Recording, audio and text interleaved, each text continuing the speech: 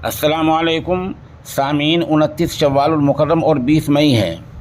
उन्वान है 7 अहम खबरें। पहली खबर यह है 2000 नोट के बारे में कुछ और मज़ीद बातें बता दें कि फ़िलहाल बाज़ार में 31,33,000 करोड़ रुपए की रकम 2000 नोट की चलन में है।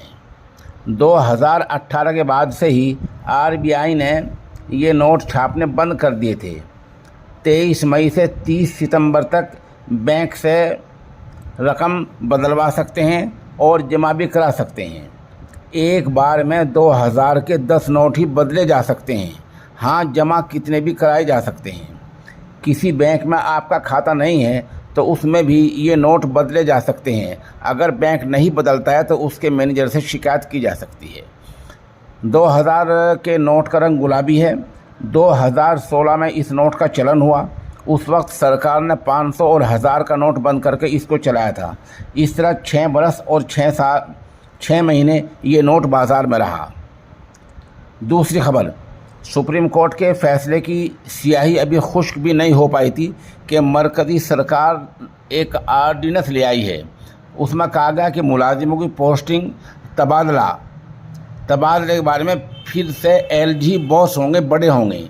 इस आर्डिनेंस में कहा गया है कि एक कमेटी बनाई जाएगी जिसमें वज़ीर आला, चीफ सेक्रेटरी और दाखिला सेक्रेटरी होंगे। ये लोग मिलकर किसी बड़े मुलाजिम के तबादले पर गौर करेंगे, लेकिन आखिरी फ़ैसला एलजी नायब गवर्नर का ही होगा। देखना यह है कि मरकज़ी सरकार का यह आर्डिनेंस यानी अध्यादेश अदालती हुक्म के सामने कब तक टिक पाता है। उधर बिहार के सीतामढ़ी इलाके से यह अहम खबर आई है कि शादी की रस्म चल रही थी।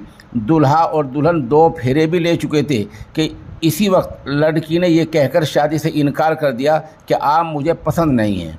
मामला कहीं अफेयर का यानी प्रेम का बताया जा रहा है।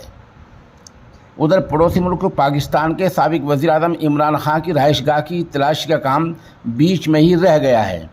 सरकारी टीम कल वहाँ गई, इमरान खान के साथ 1.5 घंटे तक बातचीत की और उनको 2200 लोगों की फहरिस्त देकर वापस हो गई।